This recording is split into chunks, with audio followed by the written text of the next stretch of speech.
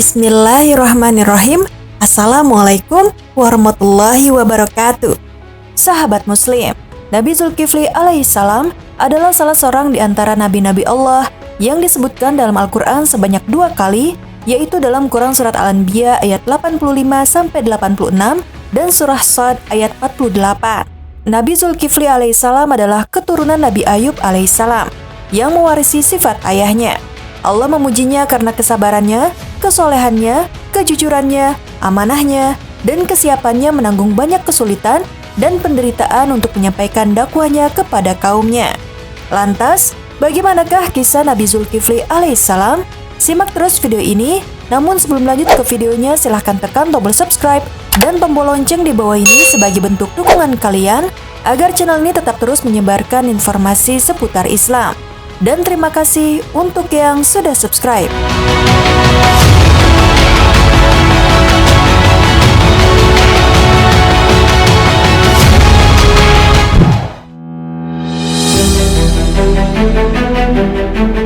Sahabat muslim, Allah Subhanahu wa Ta'ala berfirman, "Dan ingatlah kisah Ismail, Idris, dan Zulkifli. Mereka semua termasuk orang-orang yang sabar, dan kami masukkan mereka ke dalam rahmat kami. Sungguh, mereka termasuk orang-orang yang soleh."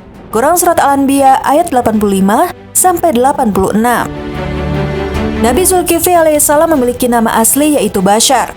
Bashar tinggal di negeri Syam yang saat itu dipimpin oleh seorang raja bijaksana yang sudah sangat tua.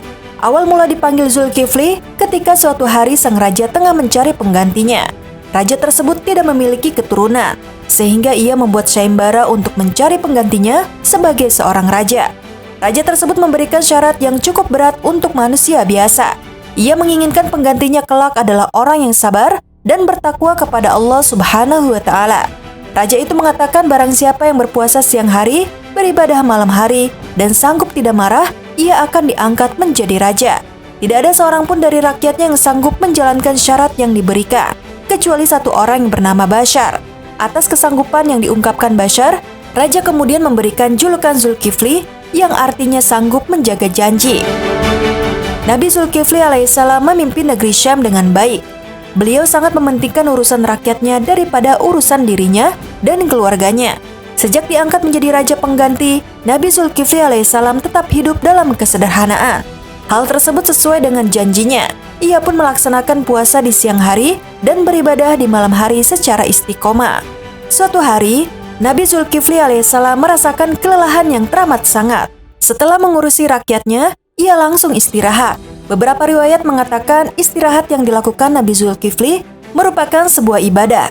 Seperti kisah ayahnya, Nabi Zulkifli alaihissalam juga menerima godaan dari iblis selama menjadi raja.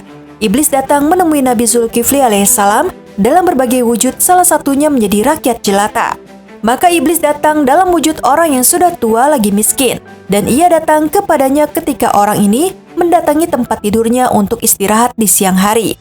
Padahal ia tidak tidur di malam dan siang hari selain tidur pada waktu itu. Lalu iblis mengetuk pintu, kemudian orang itu berkata, "Siapakah ini?" Iblis menjawab, "Orang tua yang terzolimi." Maka orang itu bangun dan membukakan pintu, lalu iblis dalam wujud manusia yang sudah tua mengisahkan masalahnya dan berkata, "Sesungguhnya antara aku dengan kaumku ada masalah. Mereka menzolimiku dan melakukan ini dan itu terhadapku." Sehingga iblis berbicara lama dengannya sampai tiba waktu sore dan waktu istirahat di siang hari telah habis. Ia berkata, "Jika sudah tiba waktu sore maka aku akan memberikan hakmu." Maka Zulkifli pun pergi di waktu sore dan duduk di majelisnya sambil memperhatikan apakah ia melihat orang tua yang tadi, namun ternyata tidak dilihatnya. Besoknya, ia melakukan hal yang sama, yaitu memberikan keputusan di antara manusia dan menunggu kedatangan orang tua itu. Namun ternyata tidak juga dilihatnya. Saat ia hendak pergi ke tempat tidurnya untuk istirahat di siang hari, maka orang itu datang dan mengetuk pintu dan berkata, "Siapakah ini?" Iblis menjawab, "Orang tua yang terzolimi." Lalu Zulkifli membuka pintunya dan berkata, "Bukankah aku sudah mengatakan kepadamu apabila aku sedang duduk memberikan keputusan, maka datanglah kepadaku?" Iblis dalam bentuk manusia berkata, "Sesungguhnya mereka adalah kaum yang paling buruk jika mereka tahu engkau sedang duduk memberi keputusan. Mereka nanti akan berkata, 'Ya, kami akan berikan hakmu.' Namun ketika engkau pergi maka mereka akan mengingkarinya." Ia berkata, "Pergilah, Apabila tiba sore hari, maka datanglah kepadaku. Maka Zulkifli kehilangan waktu istirahatnya di siang hari. Ia pun datang di sore hari, namun tidak juga melihat orang tua itu dan ia sangat ngantuk sekali. Sehingga ia berkata kepada sebagian keluarganya, "Jangan biarkan seseorang mendekati pintu ini sampai aku tidur. Sesungguhnya rasa ingin tidur mendorongku untuk istirahat." Maka pada saat itu, iblis datang, lalu ada anggota keluarganya yang berkata, "Tetaplah di belakang, tetaplah di belakang." Maka iblis menjawab, "Aku telah datang kepadanya kemarin dan telah menyebutkan masalahku kepadanya."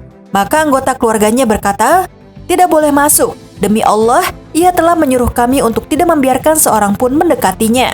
Ketika anggota keluarganya membuat iblis putus asa, maka iblis melihat ke lubang dinding di rumah, lalu ia naik darinya dan ternyata ia sudah berada di dalam rumah itu dan mengetuk pintu dari dalam.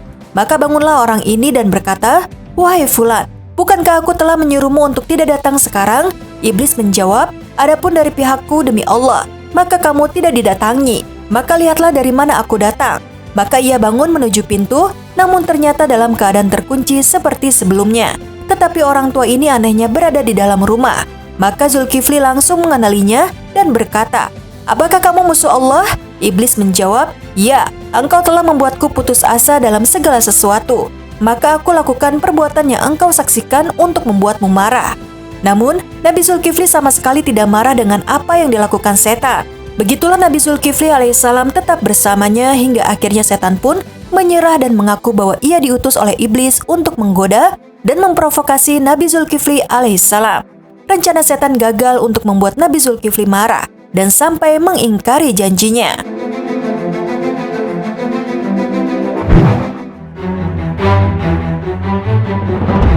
Sahabat Muslim, demikianlah kisah Nabi Zulkifli alaihissalam.